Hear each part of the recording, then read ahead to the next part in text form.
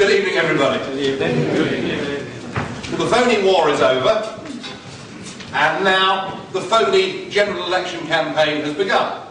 I say that because we're a week into the campaign, and the big debate, the big row, is about whether 1% should go on national insurance next year or not. That's been the debate of the week, hasn't it? Yeah. You know, I saw Theresa May on Question Time saying that this extra 1% was a tax on jobs and would do enormous damage.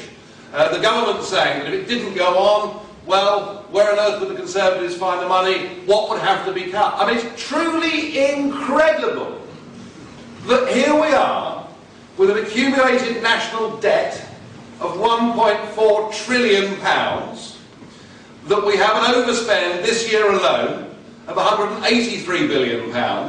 It's projected next year still to be as bad as £167 billion, and yet the general election campaign is focusing on whether taxes on employers' national insurance go up by £6 billion next year or not.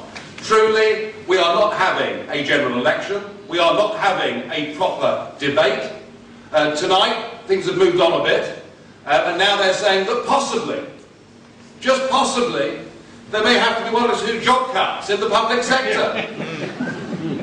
You know, we create 126 jobs a day in the public sector in this country.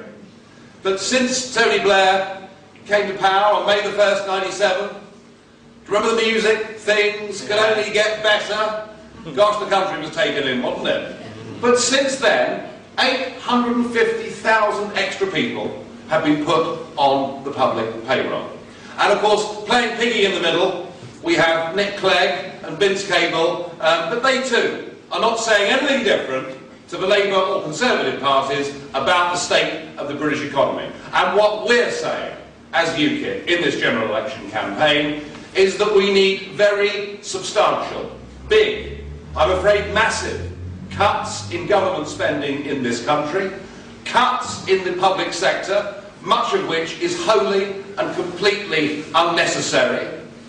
You see that one of the Scottish councils is advertising for a football street coordinator on £22,000 a year. We can see, as a party, we can see a minimum of £50 billion that could be saved from government spending on the first year by getting rid of many of these burdensome, hopeless bureaucracies. And the other thing we could do is we could stop paying £45 billion a day to the European Union. That wouldn't be bad.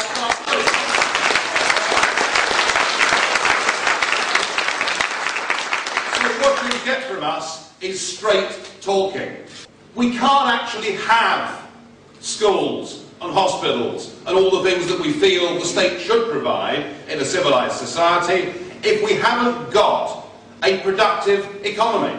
If we haven't got people out there trading and creating wealth, we can't have any of this. And so what we want to do, we would like to totally rebalance the British economy by cutting back on the public sector and by actually giving our small and medium-sized employers some real incentives. And we would like to use a portion of those cutbacks, a portion of the axing of those quangos, to actually abolish employers' national insurance over the course of a 5-year parliament.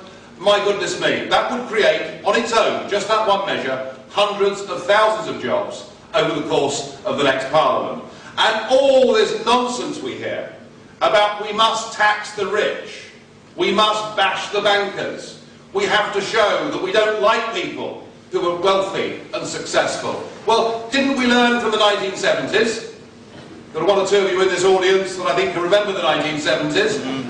We had income tax up at 83%, didn't we? And what happened? Our brightest and best young people came out of university and off they went to America. Off they went to Australia. And we're in very real danger now, especially with the regulations that are coming onto our financial services industry. We're in very real danger now of our brightest and best heading off to Zurich and heading off to New York. The politics of tax envy has never been a success. And whilst we're a party that wants to support everybody in this country, just senselessly, needlessly, bashing the rich, bashing businesses doesn't make any sense, and we are not afraid to say it.